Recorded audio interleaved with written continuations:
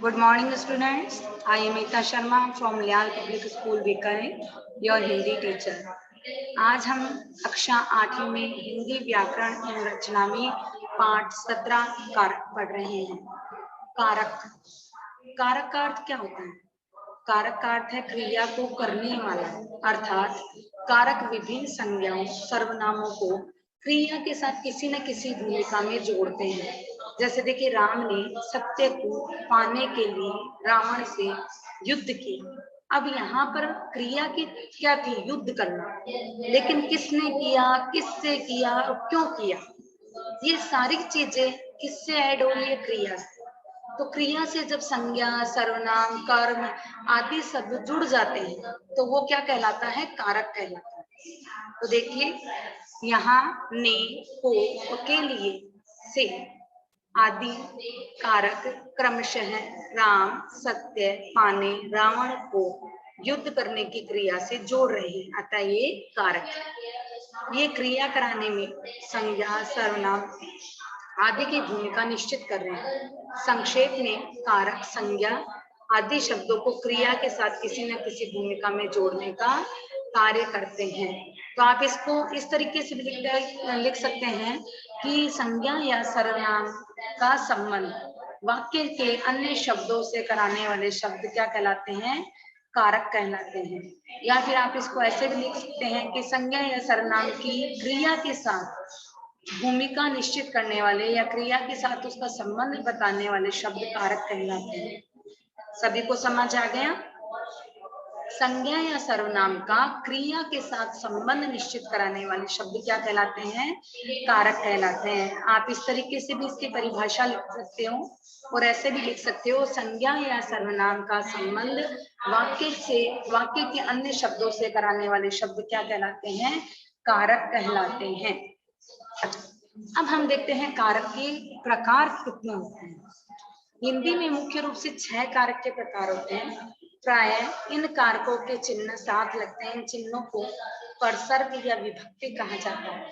कुछ स्थानों पर विभक्ति चिन्ह नहीं लगते हैं। वैसे मोस्टली हम 8 कारक पढ़ते हैं, क्योंकि अब हमारे इसमें बुक की एक्सरसाइज में पहले 6 हुआ करते थे, लेकिन उसके बाद में जो संबंध और संबोधन है उनको भी क्या है, कारक में इंक्लूड कर लिया गया है। तो अगर हमें कारक का पूछा जाए कि कारक के कितने भेद होते हैं तो हमें 8 बताने हैं। ठीक है, देखिए कारक: कर्ता, कर्म, करण, संप्रदान, अपादान, अधिकरण, संबंध और संबोधन। कर्ता कौन होता है? क्रिया को करने वाला, यानी जो काम करेगा वो क्या होगा? कर्ता होगा। सभी वाक्य में अगर कोई क्रिया हो रही है तो वहां कर्ता अवश्य होगा। बिना कर्ता के क्रिया संपन्न हो ही नहीं सकती। तो कर्ता क्रिया को करने वाला होता है और इसकी विभक्तियां, यानी इसका चिन्ह क्या है? ने। और ये कई बार ऐसा होता है कि इसमें चिन्ह भी नहीं होता है। कई बार तो नहीं आता है, जैसे राम ने रावण को मारा, तो राम ने मतलब राम के साथ क्या आ गया? ने चिन्ह आ गया। और कई बार क्या आता है? राम आम खाता है, राम ने आम को खाया या राम आम खाता है, तो राम आम खाता है, उसमें भी कर्ता तो है ही राम, लेकिन उसके साथ ने विभक्ति नहीं आई। कई बार क्या है, विभक्ति आ जाती है और कई बार नहीं आती है। कर्म क्या होता है? नेक्स्ट देखिए, कर्म जिस पर क्रिया का प्रभाव या फल पड़ता है, यानी जो क्रिया हो रही है उसका प्रभाव किस पर पड़ रहा है, वो क्या कहलाता है? कर्म कहलाता है। जैसे मान लो एक उदाहरण है, राम पढ़ता है, तो राम तो कर्ता हो गया और पढ़ना क्या हो गई? क्रिया हो गई। लेकिन अगर मैं बोलूं राम पुस्तक पढ़ता है, तो इसमें क्या हो गया? राम तो कर्ता हो गया, पढ़ना क्या हो गया? क्रिया हो गई। पर वो क्या पढ़ता है? पुस्तक पढ़ता है। तो क्या का हमें क्या मतलब उत्तर मिला? पुस्तक। तो पढ़ने की क्रिया किस पर की जा रही है? पुस्तक पर। तो वहां पर पुस्तक क्या हो गई? उसका कर्म हो गया। और इसका जो चिन्ह है, जो विभक्ति है, वो है को। कई बार क्या होता है, जैसे कर्ता में है वैसे ही सिस्टम कर्म में भी है कि कई बार विभक्ति आती है और कई बार नहीं भी आती है। जैसे राम शाम को फल देता है, राम शाम को फल देता है, तो राम ने किसको फल दिया? शाम को। तो शाम के साथ को आ गया। कई बार ऐसा होता है, जैसे मान लो राम पुस्तक देता है। अब किसको देता है वो हमें नहीं बताया, सिर्फ अप्राणीवाचक इसमें आ गया, राम पुस्तक देता है। अब देता किसको है, क्योंकि देखो राम क्या हो गया, कर्ता, वो देना क्या हो गया, क्रिया, और कर्म क्या है, पुस्तक, लेकिन उसके साथ में को नहीं आया। अब इसका रीजन भी मैं बताती हूँ आपको, कि जो नॉन लिविंग थिंग होती है, नॉन लिविंग थिंग जिसको अपन क्या बोलते हैं, अप्राणीवाचक, जो अप्राणीवाचक शब्द होते हैं उनके साथ में विभक्ति को नहीं लगती, विभक्ति चिन्ह नहीं लगता। और जो प्राणीवाचक होते हैं ना, लिविंग थिंग, वहां पर आपको को शब्द आएगा। जैसे राम श्याम को पुस्तक देता है, तो श्याम के साथ को आया, लेकिन पुस्तक के साथ को नहीं आया, क्योंकि पुस्तक है वो नॉन लिविंग थिंग है, अप्राणीवाचक शब्द है। नेक्स्ट देखिए, करण, जिस साधन के लिए क्रिया हो रही हो, यानी जिस चीज की प्राप्ति के लिए हम क्रिया, जिस साधन से हम क्रिया कर रहे होते हैं। मान लो श्याम कलम से लिखता है, तो श्याम लिखने की क्रिया, लिखना क्या होता है, क्रिया, तो लिखने की क्रिया किस चीज से कर रहा है, कौन से साधन से कर रहा है, कलम से, तो कलम क्या हो गया, साधन। बच्चा चाकू से फल काटता है, तो बच्चा फल किससे काटता है, चाकू से, ठीक है। तो चाकू के साथ से आ रहा है, तो वो फल किससे काट रहा है, चाकू से, तो क्रिया करने का साधन क्या है, चाकू। संप्रदान देखो, जिस चीज के लिए हम क्रिया कर रहे हैं, संप्रदान क्या होता है, जिस चीज के लिए हम क्रिया कर रहे हैं।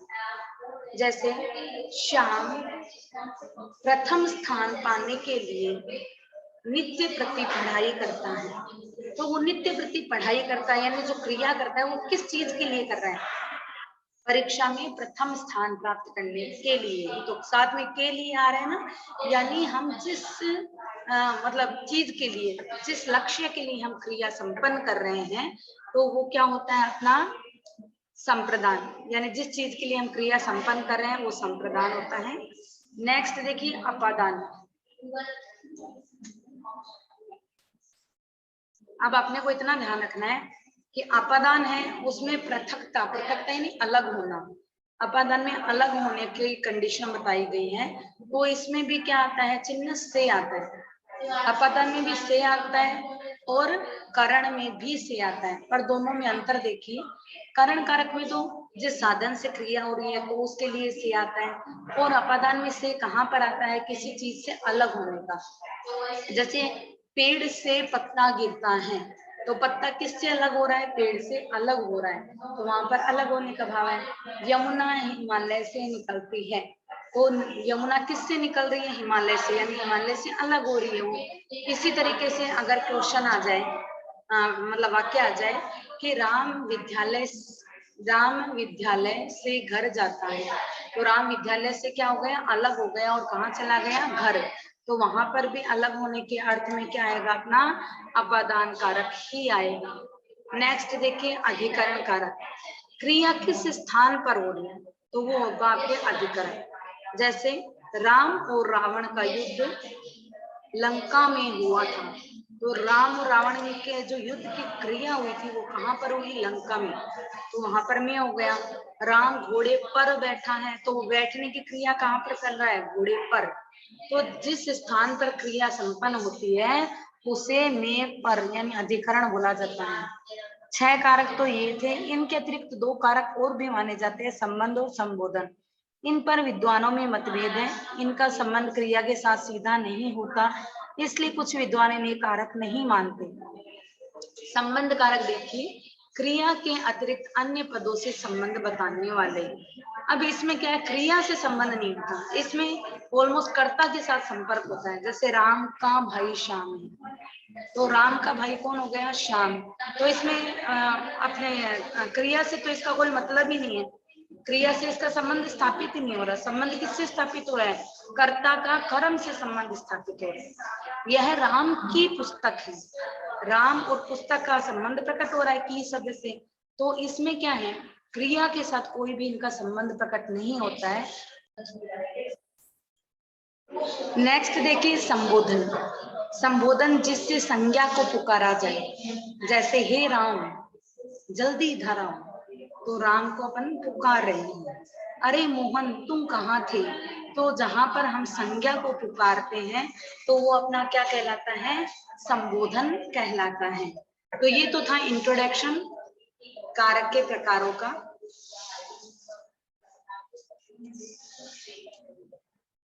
देखो विभक्तियां लिखने की व्यवस्था, संज्ञा शब्दों के साथ विभक्तियां अलग से लिखी जाती है। जैसे मोहन को सोहन ने फुटबॉल के लिए दुकान पर, या फिर हे सुमन। परंतु सर्वनाम के लिए विभक्तियां संयुक्त रूप में लिखी जाती है। जैसे अब देखिए, ये थोड़ा सा आपको ध्यान रखना है कि संज्ञा शब्द होते हैं उसमें तो विभक्ति क्या अलग से होती है। जैसे राम ने श्याम को, मोहन को, के लिए, दुकान पर, ऐसे। लेकिन जो सर्वनाम शब्द है उसमें जो ये विभक्तियां उनको मिला दिया जाता है। जैसे मैं के साथ ने को मिला दिया, मैंने हो गया। मैंने का मतलब कर्ता, तो मैं के साथ में ने, नई विभक्ति को मिला दिया। उनके साथ ने, उन्होंने हो गया। उसके साथ को मिला दिया, उसको। हम के साथ से मिला दिया, हमसे। एक और चीज अपने को ध्यान रखनी है कि सिर्फ और सिर्फ संबोधन चिन्ह है वो स्टार्टिंग में लगते हैं, किसी भी वाक्य के प्रारंभ में लगते हैं। जबकि शेष जो भी विभक्तियां होती हैं वो या तो बीच में लगती हैं या फिर अंत में लगती है। सिर्फ संबोधन ही एक ऐसा चिन्ह होता है जो प्रारंभ में लगता है। अब देखो कारक संबंधी कुछ नियम है तो वो हम इनके भेदों के साथ साथ पढ़ेंगे। सबसे पहले देखिए कर्ता कारक। क्रिया करने वाले को कर्ता कहते हैं। जो क्रिया करता है उसको हम क्या कहते हैं, कर्ता।